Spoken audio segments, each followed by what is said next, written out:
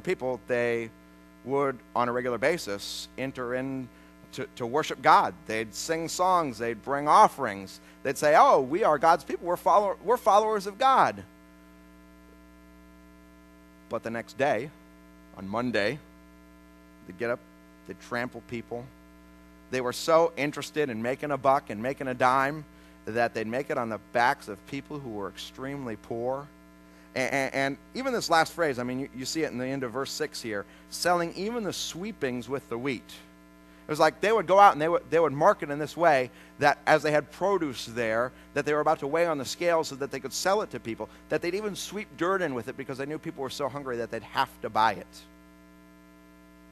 And, they're just treating people like dirt and then coming in to worship God. And God says, that makes me angry. I hate it when you do that. Don't think you can live your life any way you want and then come in and worship me and everything's okay. It's not. Get out of here. Don't sing your God songs to me. Just leave. I mean, God is angry. And to me, what if at the center of the universe there was a God and he saw murder and war and violence and crime and rapes and he was like, would that be a loving God? I mean, we want at the center of the universe a God of justice who's going to take care of these things.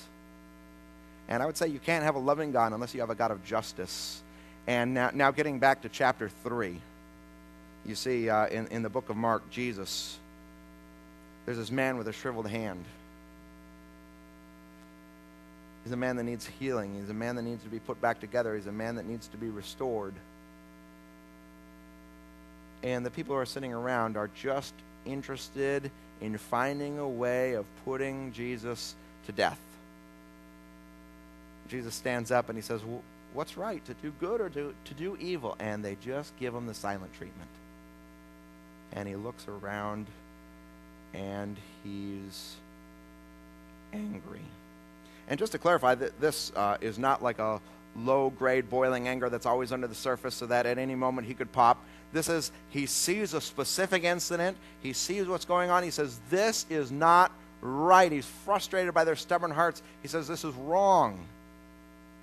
And now I want to ask you a question. What does Jesus do with his anger? What does Jesus do with his anger? And maybe we can just, before answering the question, just make an observation. Anger is this powerful emotion, right? Just was at a sporting event recently, and people are into the game. You see it. I was in the bathroom, and actually someone came up next to me, and they kicked the urinal. What makes people do that? Anger. I mean, you've seen this in people, right? Right. Sunlight Community Church living room. Confession is good for the soul. How many of you would be willing to admit that one time or another in your anger you've said some things that you could not believe you said? All right, okay. Honest. All right, let's try another one here. Let's see how honest we are.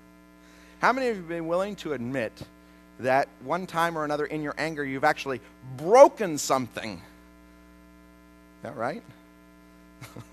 Wow, I got a violent group here. I better be careful what I say. Stepping back a couple steps. I mean, anger, just think about it in yourself, this powerful emotion. You find somebody who's depressed, who's overwhelmed, who's worn out, who's stressed out, who's tired, and then they get angry. Have you said, you can't turn that off? But instead of turning his anger toward destruction, instead of turning his anger toward making things worse in the world, which is what we often do, what does Jesus do with his anger? He looks around at them in anger. He's deeply distressed by their stubborn hearts. You would suspect that anger feels like what anger feels like to us. And what does he do? He turns to the man. He says, stretch out your hand. And the man stretches out his hand. He's completely healed. And the Bible says that he was restored. What does Jesus do with his anger? He channels it into healing. He channels it into making this world a better place. He channels it into restoring this man.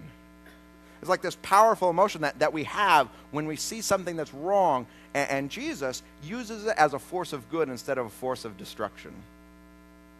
I'd like to make a couple observations about the world. I think you'll agree with me as we make them. Observation number one. We live in a world where people get angry about things that don't matter and don't get angry about things that do. Do you agree? The other day, you've probably been in this situation before. I'm actually checking out of Walmart. And I'll admit the line was going slow. So we'll start off with that. And I got in the line, and it was taking me forever. I got up to the line, and as I was about to finish my purchase there, something went wrong with the machine. You've been in this situation before, right?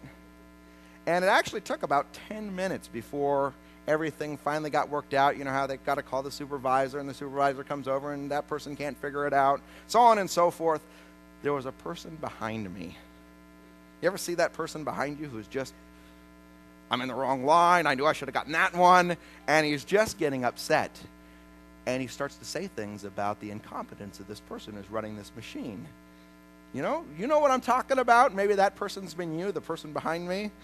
It's not me, yeah, right. It's the person behind me. We get angry about things that really don't matter. Driving in the car, you're going down St. Lucie West Boulevard, all the lights, you're just hitting them all wrong, and you find yourself behind somebody, and the light turned green, and apparently they don't know it yet. Right? I mean, for 1 second, they stalled your life out. You know what I'm talking about? I would say we live in a world where people are literally getting angry at things that don't matter. And, just to follow up, they're not getting angry about things that do matter. I mean, big injustices in this world. It's like, whatever. Second observation I just make about the world. Lots of people in the world are looking for a fight because they're not in one that matters. And you just think about going to a sporting event and you see the rage at the person who's wearing that striped uniform. Why?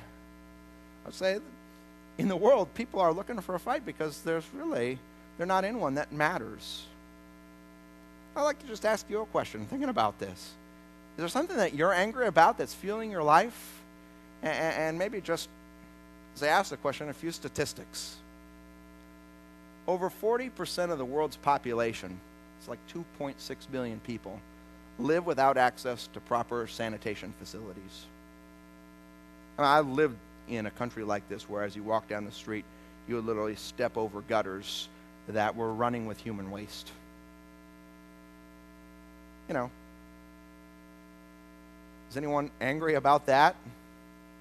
Then in this world where we live today with modern society and technology, that's the way people are living? Or do you just, whatever. I just wish that person in front of me would go. 800 million people are chronically undernourished. On average, every 5 seconds a child dies from starvation. 1, 2, 3, 4, 5. 1, 2, 3, 4, 5. Does